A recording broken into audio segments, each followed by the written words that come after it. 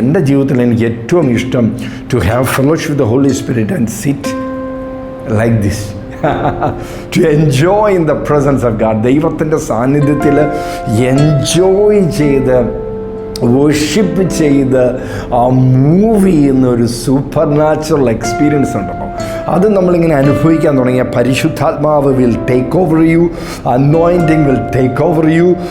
എന്നാൽ ഒരു പടക്കം പൊട്ടിച്ചാൽ, ഒരു ബോംബ് പൊട്ടിയാൽ പോലും നമ്മൾ അറിയത്തില്ല. അതുമാത്രമല്ല, ഒറിജിനൽ തീയൻ്റെ ചൂട് അല്ലെങ്കിൽ പൊള്ളൽ നമ്മുടെ ശരീരത്തിൽ വന്നു കഴിഞ്ഞാലും നമ്മൾ അറിയത്തില്ല. കാരണം we are lost in the presence of God.